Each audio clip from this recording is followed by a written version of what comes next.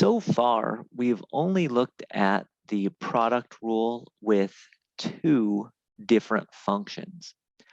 But if I have the product of three different functions or the product of three different expressions, you can still apply the product rule.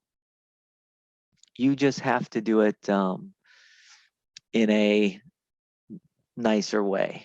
I shouldn't say nicer, in a different way. You have to do multiple steps if I have multiple expressions.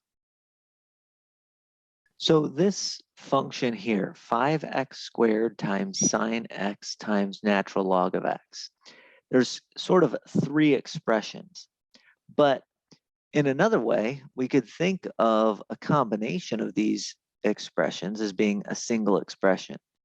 Here's what I mean by that. So I can think of my first expression as the 5x squared part. And I can think of my second expression as the sine of x times natural log of x part. Now I'm going to write this out in a slightly different notation than we've seen before. So I'm going to take the derivative of capital F, and I'm going to apply the product rule with these two expressions. Now the product rule is going to say take the derivative of 5x squared. Instead of doing the derivative of 5x squared right now, I'm just going to say 5x squared prime, okay, times the normal sine x natural log of x. Notice this new notation. I just put a prime outside of the parentheses so that we know we need to take the derivative of that. Plus normal first expression, so 5x squared normal, times the derivative of sine times natural log.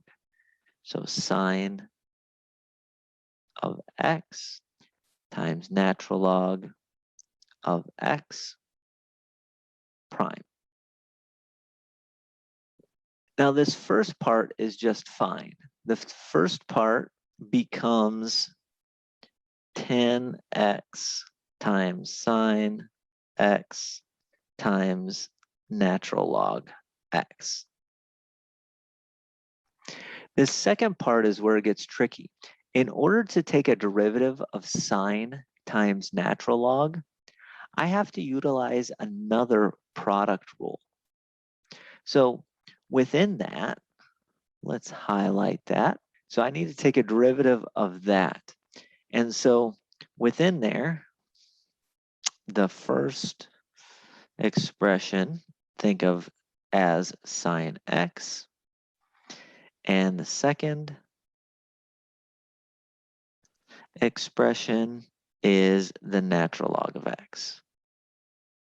So I know that I have to take the derivative of sine x times natural log of x.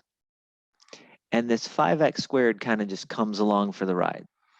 And then inside of these parentheses, derivative of sine is going to be cosine times normal natural log plus normal first expression, so just sine, times derivative of natural log, that's 1 over x.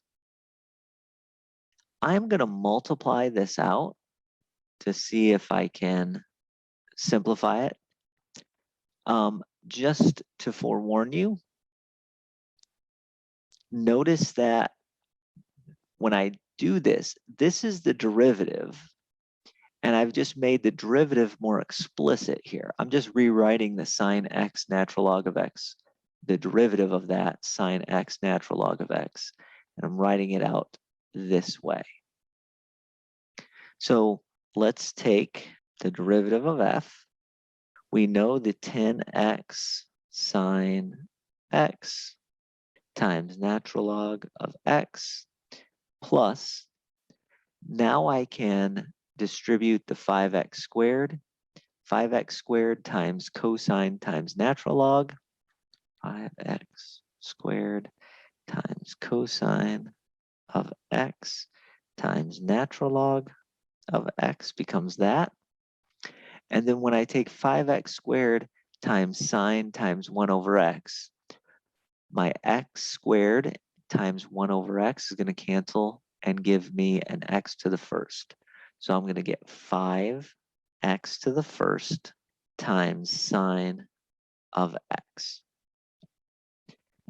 And there's lots and lots of different ways to rewrite this, but there it is.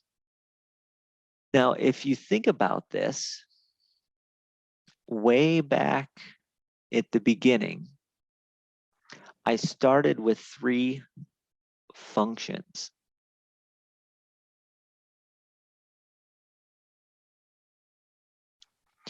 And what's this first term?